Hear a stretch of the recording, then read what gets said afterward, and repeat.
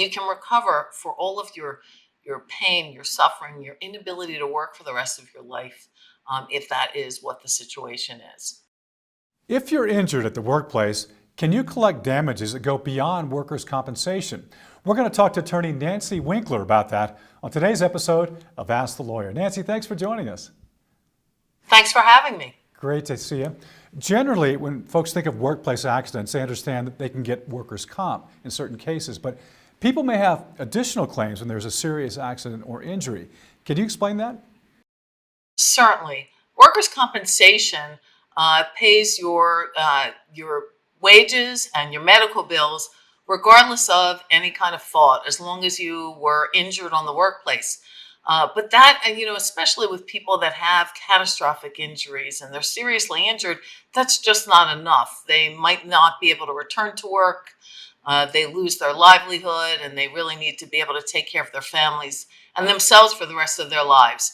There could be other claims for them, third-party claims, that's what we call them. For example, if there was a machine that they used, the manufacturer and the seller and the distributor of the machine could be responsible.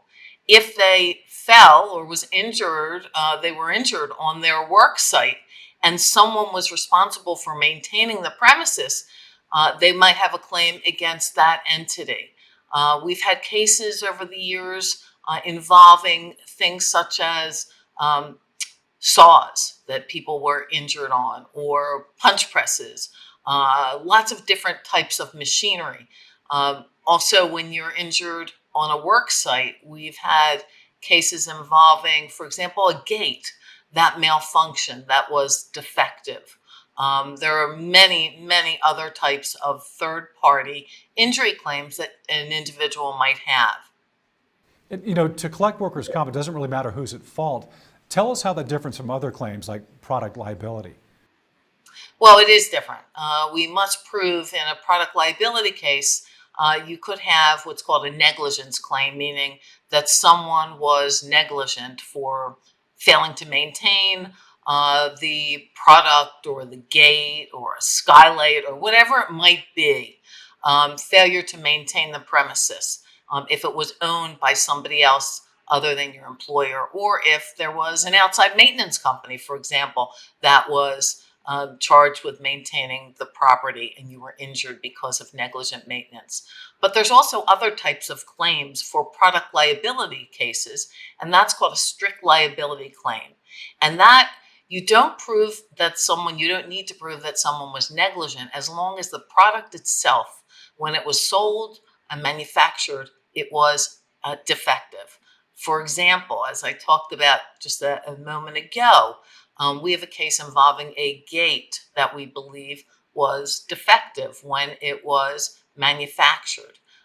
We have had cases over the years for folks that have been injured on a work site when they were using some type of saw where there was not, there wasn't a guard that was guarding the pinch point, so that the person's clothing or their hand was sucked into the machinery.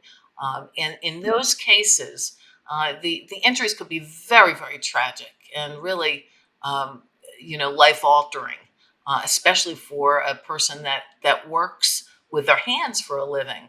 And if you are able to prove that somehow the product was defective when it left the manufacturer's control, or the seller had sold it in a defective condition, then you have what's called a strict liability claim against that entity. And you can recover for all of your pain, your suffering, your inability to work for the rest of your life, if that is what the situation is. The recoveries are much, much more significant than a regular workers' compensation claim. And how long do these cases usually take? Say you're suffering from a serious accident and you're having to pay medical bills right away. How does that work? Well, things, unfortunately, we're in pandemic times, so sometimes things take longer than they used to. But one thing that's very helpful in a workers' comp related claim, your medical bills and all of your wage loss will be covered by your employer's workers' compensation carrier. Now, this very significant claim, the claim for example, a defective product or something that was failed to maintain on the premises that is owned or maintained by somebody else other than your employer, those claims could take longer. They could take a couple of years to come to trial or to resolve. However, in the interim, you are being covered by your workers' compensation carrier, and they have a significant interest in trying to cooperate with you and your attorney that is pursuing the third party case. And the reason for that is they have a right to what's called subrogation. They have a right to get back a portion of what they've paid out to you all along in your compensation for your lost wages and your medical expenses. But that's only a small portion of what you would hopefully be able to expect to recover if it is a very significant injury case where you can prove that the product that was being used was defective.